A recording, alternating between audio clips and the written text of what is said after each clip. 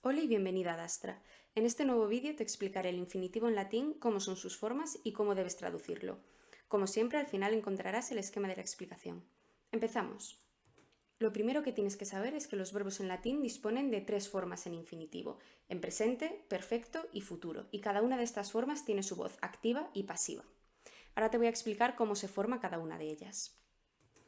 Empezaré por el infinitivo de presente, que en su voz activa está formado por el tema de presente, como su propio nombre indica, más una E breve, que, atención, solo la encontraremos en la tercera conjugación y en la tercera mixta, es decir, en el resto de conjugaciones no estará presente, y luego la terminación característica es que es RE. Mientras que el infinitivo de presente en voz pasiva está formado de nuevo por el tema de presente, más la terminación RI. Pero atención, porque de nuevo en la tercera conjugación y en la tercera mixta, esta terminación no será RI, sino que será simplemente una I. Luego te pondré una tabla con ejemplos para que veas exactamente a qué me refiero. Siguiendo con el infinitivo de perfecto, en su voz activa estará formado por el tema de perfecto, como de nuevo su propio nombre indica, más la terminación que le es propia, que en este caso es ise, con doble S. Y en cuanto al infinitivo de perfecto pasivo, este tiene una característica peculiar, que es perifrástico. Esto es lo que en español nosotros llamamos formas compuestas, es decir, que está formado, digamos, por dos palabras en lugar de por una. ¿Y cuáles son?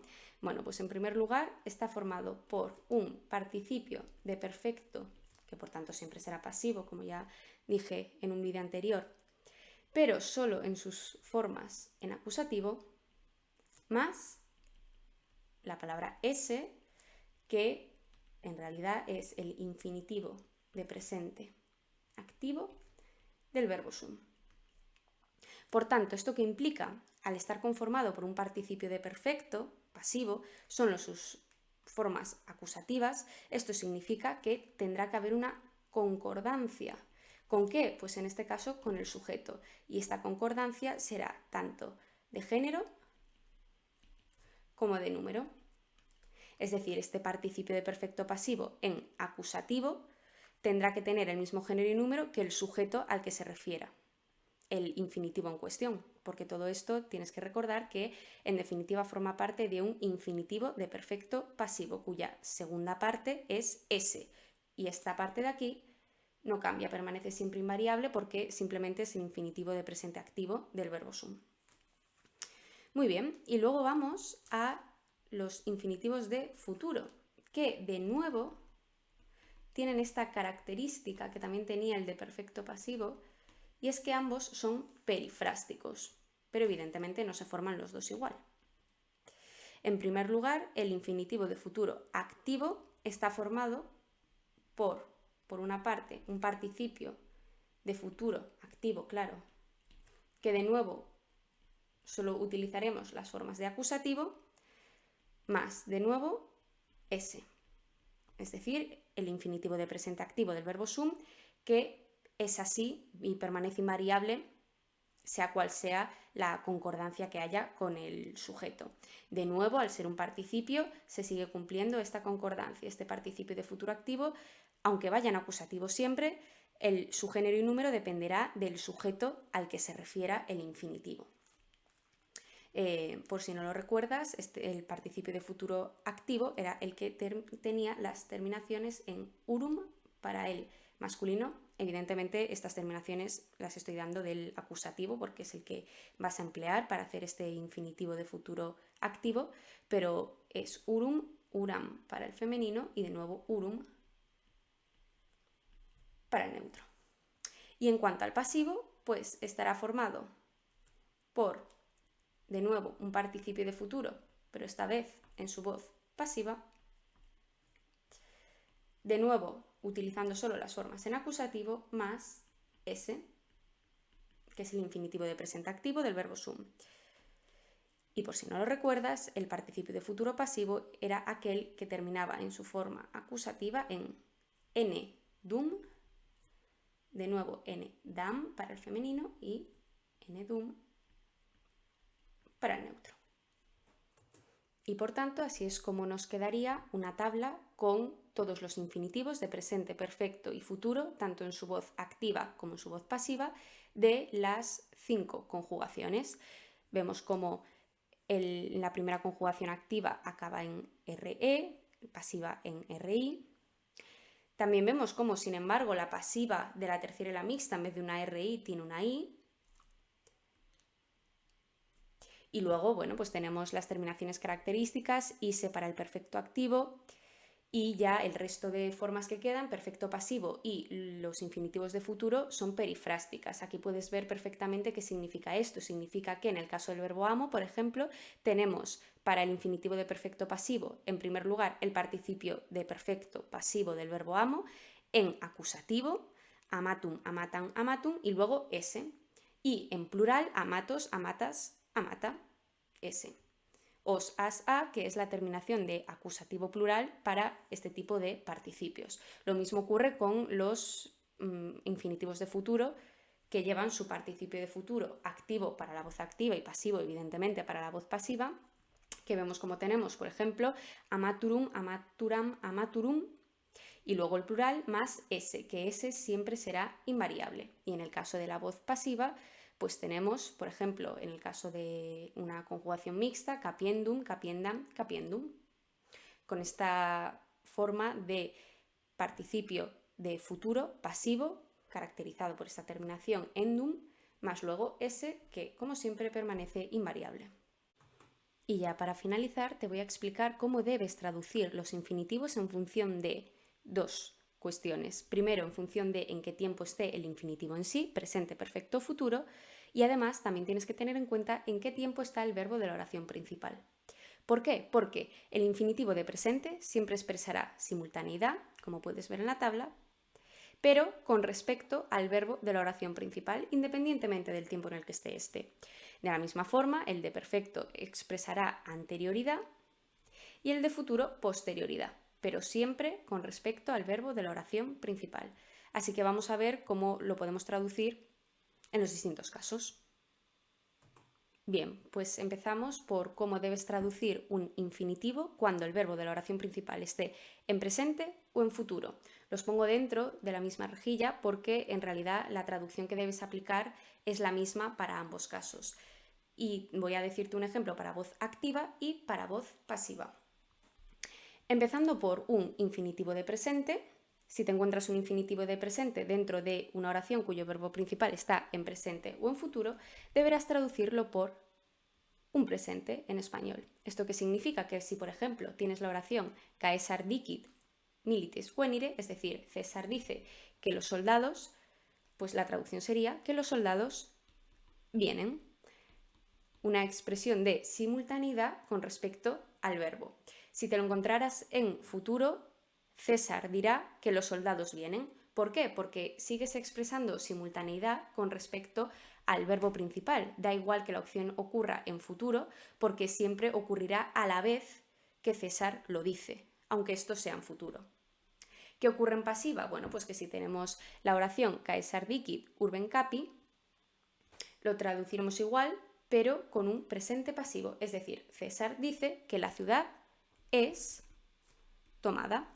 Por tanto, mantenemos el tiempo de presente, simplemente cambiamos la voz porque es la que cambia en latín también. ¿Qué ocurre cuando tenemos un infinitivo de perfecto en una oración cuyo verbo principal está en presente o en futuro? Bien, pues que en su voz activa lo vamos a traducir por un pretérito perfecto simple, es decir, César dice que los militares o los soldados vinieron o han venido. Puedes usar ambas. ¿Y qué ocurre cuando el infinitivo de perfecto está en voz pasiva? Pues que utilizas el mismo tiempo verbal, pero de nuevo cambiándolo de voz. Es decir, César dice que la ciudad ha sido tomada o fue tomada.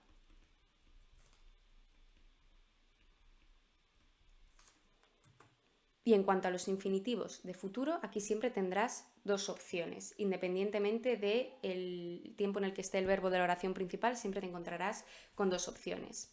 Cuando el verbo de la oración principal está en presente o en futuro y el infinitivo esté en futuro, puedes traducirlo por un simple futuro, es decir, César dice que los soldados vendrán. Esta es la primera opción, pero luego también puede expresar una perífrasis de obligación, es decir, también puedes decir, César dice que los soldados han de venir. ¿Y qué ocurre si este infinitivo de futuro te lo encuentras en voz pasiva? Bueno, pues que la traducción es la misma, solo que dándole un sentido pasivo como como viene pasando, ¿no?, en el resto de casos. Es decir, César dice que la ciudad será tomada, es un futuro igualmente, pero es un futuro pasivo, o que la ciudad ha de ser, de nuevo la perífrasis, tomada, con un sentido pasivo.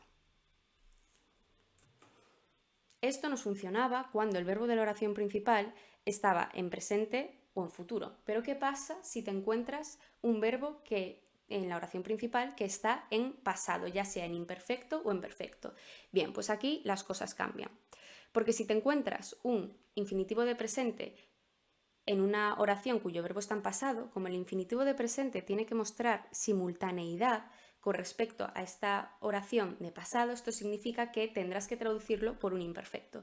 Es decir, César decía o dijo que los soldados, en este caso, venían. Aunque sea un infinitivo de presente lo que tienes. ¿Por qué? Porque siempre tiene que expresar simultaneidad con respecto al verbo principal, que en este caso está en pasado. ¿Y cómo sería en pasivo? Pues César decía o dijo que la ciudad era tomada. De nuevo un infinitivo, pero con un carácter pasivo, evidentemente. Si te encuentras un infinitivo de perfecto en una oración cuyo verbo principal está ya en pasado, claro, lo que tienes que hacer aquí es la anterioridad de la anterioridad, por decirlo de alguna manera, lo anterior de lo anterior, y esto en español se expresa con el pluscuamperfecto, de manera que en voz activa sería César decía o dijo que los soldados habían venido. Y en la voz pasiva, con esta oración, sería César dijo o decía que la ciudad había sido tomada. Si te fijas, no es más que el pluscuamperfecto del español, solo que en su voz pasiva. De nuevo, ocurre lo mismo que en todas las veces anteriores. No cambia nada el hecho de que sea activa o pasiva. En cuanto a tiempo verbal, lo traducirás siempre cada infinitivo por el tiempo que le corresponda, lo único que cuando sea en voz pasiva, pues ese tiempo lo tendrás que pasar al español también en voz pasiva. Y de nuevo nos encontramos con el infinitivo de futuro, que si lo encuentras en una oración cuyo verbo principal esté en pasado, aquí ocurre una cosa curiosa y quizás es el caso que más tienes que tener en cuenta, ¿no? Porque yo creo que es el que menos evidente es. Y es que cuando te encuentras un infinitivo de futuro en una oración que tiene el verbo en pasado, ya sea en imperfecto o perfecto, repito, esto te da exactamente igual en qué tiempo esté, pues de nuevo hay dos opciones, como había en el caso anterior, pero una de estas opciones es el condicional, es decir, un infinitivo de futuro activo lo puedes traducir por un condicional, siempre que el verbo de la oración principal esté en pasado, de manera que la oración sería César decía o dijo que los soldados vendrían. Aquí tenemos este condicional que en realidad, si te fijas, pues tiene todo el sentido semántico, ¿no? Si te paras a pensar en la sucesión de hechos de posterioridad con respecto a el momento en el que se está diciendo, aunque sea pasado con respecto a tu persona, ¿no? Y bueno, luego también tenemos la otra opción, que es siempre la de perífrasis, y en este caso es César decía que los soldados habían de venir. Tenemos de nuevo aquí esta perífrasis. Muy bien, ¿y qué pasa si nos encontramos con un infinitivo de futuro pasivo? Bueno, pues en realidad lo mismo que antes, es decir, simplemente tenemos que cambiar los tiempos verbales en vez de a su forma activa a su forma pasiva, es decir, César decía o dijo que la ciudad sería tomada, de nuevo encontramos aquí este condicional pero en voz pasiva, o también la perífrasis, ¿no? Que antes teníamos una perífrasis de imperfecto, habían, ¿no? Porque estaba el verbo haber está en imperfecto, y aquí nos encontramos de nuevo una perífrasis de imperfecto, pero esta vez está en voz pasiva, evidentemente. Por tanto, nos quedaría decía o dijo que la ciudad había. de ser tomada. Tomada. Por tanto, así nos queda el esquema de cómo debes traducir los infinitivos. Siempre recuerda en función al verbo de la oración principal que te encuentres. Todo depende del tiempo en el que esté el verbo de la oración principal. Y bien, pues con esto acaba el vídeo de hoy. En el siguiente vídeo encontrarás cuáles son las posibles construcciones del infinitivo. Si mi explicación te ha resultado útil, no olvides darle a me gusta y suscribirte. Y si tienes alguna duda, recuerda que puedes dejarla en comentarios. Aquí te dejo el esquema de la explicación de hoy.